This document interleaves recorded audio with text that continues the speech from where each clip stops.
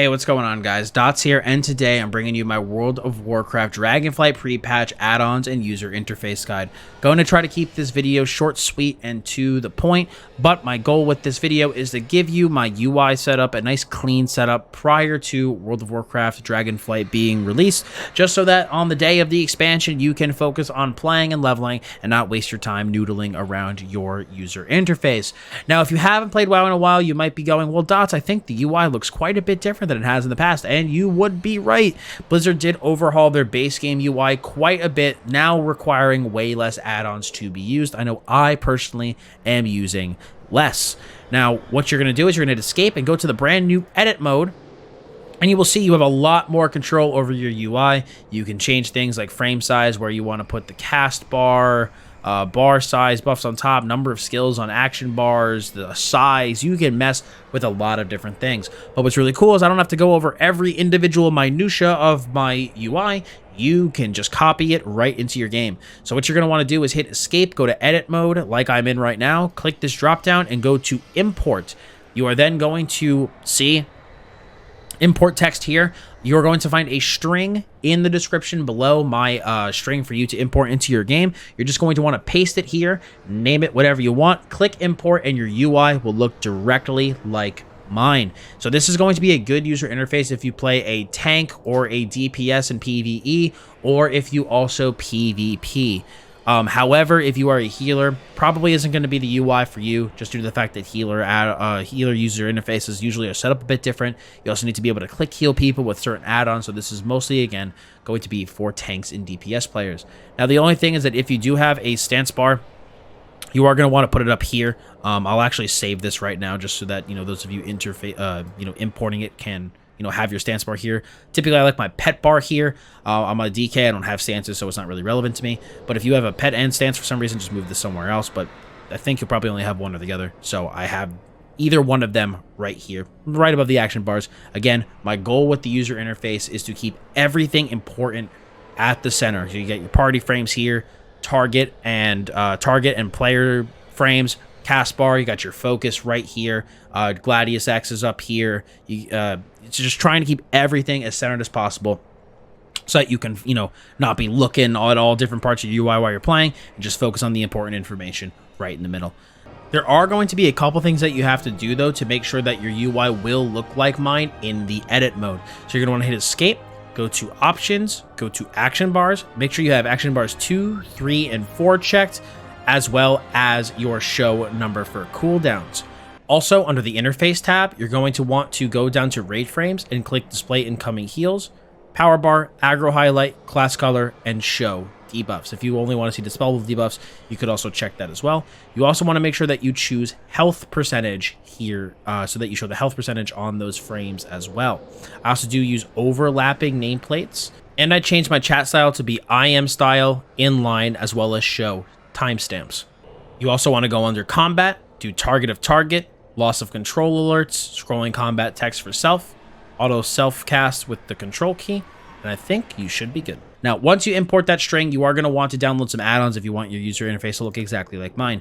The first one is going to be BattleGroundEnemies. This is just for when I play in BGs, or if I do RBGs. I do like PvP, so I do keep those up here at the top left. This just makes it easy for me to kind of see and track where people are. This isn't information that I need to necessarily look at on the fly, but it's just easy for me to see what enemies my, the enemy battleground team has, what class they're playing, spec. It shows if they're in range, allows me to see who's targeting them. Just in general makes playing BGs a bit easier. So I did have this scale down to 0.85 just because the initial settings are pretty big. If you want to move it around, you just hit general, go to lock, and obviously uncheck it, and you can move it around. So you are 100% going to want to do this. Now, I went through and turned off like most of these modules. I have class on, Covenant on, not going to be as relevant when Dragonflight comes out. Health bar on, highest priority aura on, name, and then most of the things, objective and respawn timer, I have enabled, power bar enabled. We have roll enabled, spec enabled, target icon enabled, target indicator numeric enabled, target indicator symbolic enabled, and trinket enabled. For the most part, though, I've turned everything else off. That is mainly due to the fact that there's just so much unnecessary information, I feel like, for a BG that I just don't think is relevant. So I recommend turning most of that stuff off. Width and height to 20, 28 with 3 vertical spacing, grow direction downwards. For my 1 to 15, I have 1 column. For my 16 to 20, I rock 2 columns with 25 horizontal spacing. Just because to have 1 column of 40 names is a lot. It takes up a lot of the UI. So I thought moving it to 2 columns would be a bit better. Now, the next add-on that we have is going to be BigDebuffs. So basically what BigDebuffs does is it puts information on your target, focus, and player frame when you are either, let's say, having like a a big offensive burst cooldown, defensive cooldown, really useful for PvP. If you're in a CC, it's a very good add-on for PvP. So if you like PvP, highly recommend it. So it just puts it right on the portrait for the different frames, make it really easy for you to tell what your opponent is doing. You could also have this put, go on your nameplates as well, but I'm using a nameplate add-on that doesn't require it, so I actually have it turned off in the nameplate add-on. We also have details. Details is now the damage meter of choice in World of Warcraft. Gone are the days of recount, so we now have details. And basically, I just kind of set mine up the default. I didn't really change all that much. I just also took out a healing window and created a second window for it, put it right next to it just so I can see healing done and damage done. Just nice to kind of track both things of information. But otherwise, details really easy to set up. It gives you a wizard when you first install the add-on, so just follow it, customize it to your own liking. I also use GatherMate too. Did not really change much about this add-on, but it's something that I installed just so it shows me icons on my minimap and my map whenever I mine, because this guy does have mining. So it makes it really easy for me to kind of track my routes of what I've done in the past, just so I know where I can, mine more or collect herbs, archaeology stuff, treasure, fishing locations. Just makes it easier if you do any gathering to track where those things are. The next thing that I have is GladiusEx. So GladiusEx is my favorite arena add-on. I really, really like it. It gives a lot more information, in my opinion, than just regular Gladius. And so that is why I like it.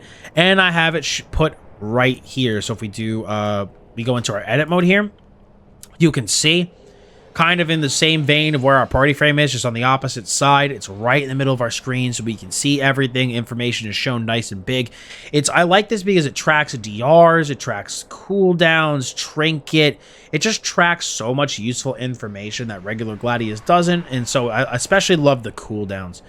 Very, very, very good for PvP. Definitely my favorite, but I do have it positioned right there just because I think it's a good spot to put it. The next add-on that we have is Postal. Postal is a simple add-on. It just allows you to basically open all of your mail at the same time and collect things. So when you sell stuff on the auction house, you don't have to go through each piece of mail and click, get item. You don't have to do that. You can just click open all. It opens all your mail, puts everything in your inventory, deletes all the mail. Very easy, very helpful add-on. Raider IO. This is going to be very important add-on if you do any Mythic Plus. Shows your Raider IO Mythic Plus score, raid progression, and recruitment status in-game. This is really, really, really helpful for doing any sort of PvE content and knowing the scores of the people that you are playing with. So, very helpful add-on for that. No configuration really required for it. I also use Simulationcraft. This is just simply to create SimC codes for putting it into the website to actually sim this. You take the string from this add-on, put it into raidbots, and it will tell raidbots.com, and it will tell you, how to upgrade your character, what gear you want to go, what's your BIS. If it looks at your vault, it can look at your vault, I believe, and tell you what item you're going to want to take. So very good add-on for any sort of PvE. Our next add-on is going to be threat plates. Threat plates are my nameplate add-on of choice for Dragonflight. At least at the time of recording this video, KUI has not been updated, and so I ended up changing add-ons, which was a bit unfortunate because I loved KUI, but I have moved to threat plates, and threat plates are also really good, and I actually have some information that KUI did that I really, really like. For the most part, I kept threat plates pretty standard. Threat plates is an old offshoot of tidy plates, or it is an offshoot of tidy plates. And I found it a bit easier to work with. So basically all you have to do is, I keep forgetting this, you have to type TP and it will bring up threat plates /TP.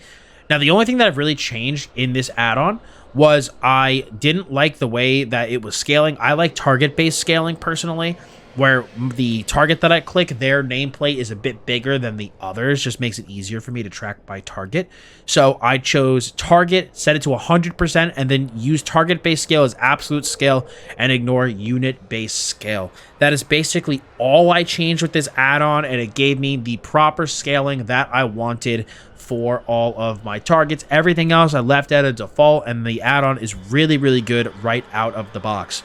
Actually, what you're going to want to do with big debuffs is you are going to want to turn off big debuffs for enemy nameplates. And the reason you want to do it is because a lot of the information that big debuffs has is already included in threat plates. So turn this off in big debuffs. Otherwise, you're going to have like overlapping icons, which can look kind of annoying. So just turn that off here in big debuffs. Our next add-on after threat plates is just going to be Weakauras. Weakauras is a very powerful add-on, allows you to create a lot of different just progress bars, textures, pop-ups, icons. You can do a ludicrous amount of things with this add-on, and thankfully it is really in-depth, but similarly to the new WoW UI, you can import Weakauras. So you can just import, you know, paste whatever you want below, and you will be able to find, you will be able to import Weakauras right in and have them working right out of the box. Wago.io is what I recommend doing, using for like the website to actually import strings if you're looking for anything in particular. But really good for PvE, tracking certain buffs that maybe aren't tracked by default. It's also really good for instances where you want to track if a teammate's used something on you. For example, I used Weakauras in PvP in the past so that I would know if my teammate, let's say, used Hand of Sacrifice on me, so I then would not have to use a defensive cooldown of my own. So it's really useful for just tracking a wide variety of things in-game. Highly customizable add-on, so definitely recommend installing it, but then adding Weakauras slowly over time as the need for them comes up. The next thing is going to be deadly boss mods. I still like DBM for my raid add-on. I haven't really changed much to it. I usually just change DBM kind of like on a case-by-case basis, seeing where things are. But DBM is going to be where I use what I use for my raid and dungeon mechanics. I find it's a really good add-on. I really like it. If you find DBM to be like a bit invasive and too much information or too loud, you could also use big wigs and little wigs. But I've always used DBM. I like DBM, so I'm really used to using it. So I still do have it. And I still do really, really like it. But basically, if you don't know what it is, it's just when you're doing dungeons and raids, a lot of information pops up on your screen based off of what's going on, what mechanics are happening, what order they're happening in. So it just makes it really, really easy to do PvE content. It makes it much easier. Now, content is designed with these add-ons in mind, so if you do not have them, you're at a huge disadvantage. So definitely install DBM or Big Wigs / Little Wigs if you do any high-tier PvE in this game. Then my final add-on is going to be Bagnon. Now, the WoW base UI now has the option to combine all of your bags into one window like this, but the problem is they lock it down here in the bottom right, and I like the ability to move my bag around with Bagnon.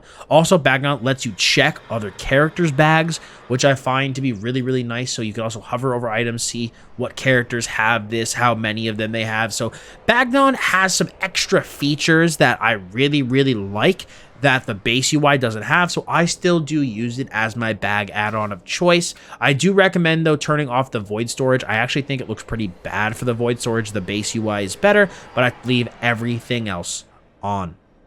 I also do have OmniCD. At the time of recording this video, the add-on is still quite out of date, so didn't really want to have this in the video, but basically what it does is it puts party cooldowns next to your party frames, but again, the add-on is currently broken, so do not have it enabled. But hopefully, if it does get updated for Dragonflight, I would recommend installing the add-on. Very helpful, especially in, if you don't have comms, just being able to check and track what cooldowns your party has is extremely useful.